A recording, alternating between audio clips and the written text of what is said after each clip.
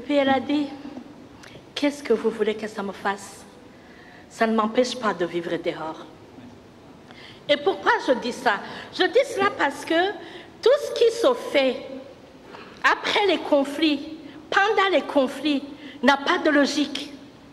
Les Nations Unies investissent des millions et des millions pour attraper les criminels. Mais qu'est-ce qu'ils investissent pour réhabiliter, pour reconstruire les victimes?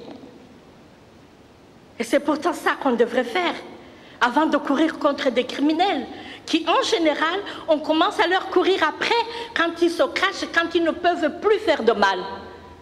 Mais on laisse derrière les victimes qui ont besoin d'être soutenues, d'être rebâties, d'être reconstruites pour qu'elles puissent redevenir humaines. On les oublie. Sur les camps de déplacés, sur les camps des réfugiés, comme vous le verrez sur toutes les photos, vous avez juste à googler, ce sont des femmes, ce sont des enfants, ce sont des vieux. Parce que soit les hommes sont partis à la guerre, soit peut-être parce que les vainqueurs les ont tous massacrés. Les femmes payent un lourd tribut sur les conflits armés. Elles sont tuées, violées, chosifiées, elles ne sont plus humaines. Mais c'est encore elles, les survivantes, qui doivent encore porter l'effort d'après la guerre. Parce que c'est elles qui sont là. Et entre-temps, les vainqueurs, parce qu'il y en a toujours quand il y a des conflits armés, ils vont en faire des esclaves encore une fois. Dans les camps de déplacés, c'est là où il y a l'horreur du trafic humain. C'est là où les pédophiles se servent.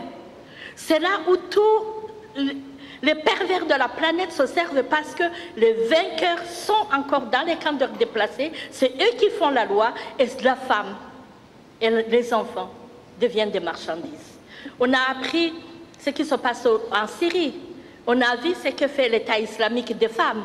En fait, pour vous résumer et juste devenir comme d'habitude, je suis une artiste de voguer à contre-courant. Ça demande beaucoup plus d'efforts, mais ça donne plus de chances d'arriver à la source. Maintenant qu'on parle de la paix, depuis ce matin, personne n'a parlé des armes. Et pourtant, ce sont les armes qui tuent la paix. Et pourtant, ce sont les armes qui rendent les hommes mauvais parce qu'ils les rendent puissants quand il ne fallait pas. Mais on ne parle pas des armes. Parce qu'ils ont un lobby trop puissant, parce qu'il y a des États qui en vivent. Mais par contre,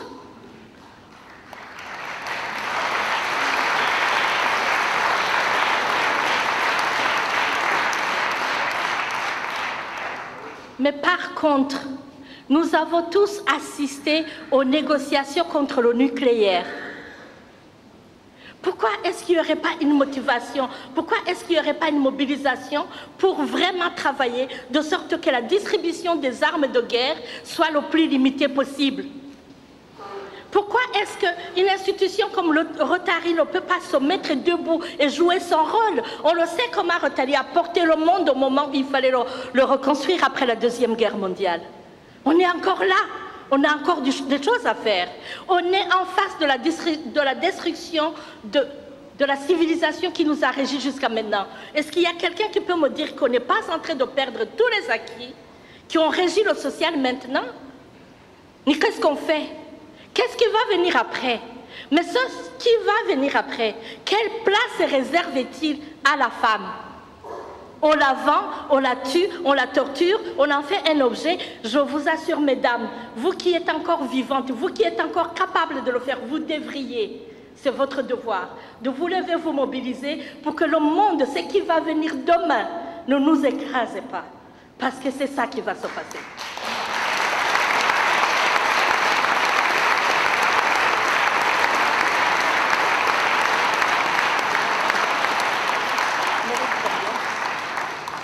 Je vous assure, nous sommes tous en train de travailler très fort, mais nous sommes tous en train de soigner des symptômes, mais nous n'avançons pas vers la maladie. Et c'est ça qui va soulager les malades, qui va enlever ces symptômes sur lesquels nous travaillons tous maintenant. Parce que qu'est-ce que ça fait de permettre à un enfant d'étudier si elle va être tuée demain?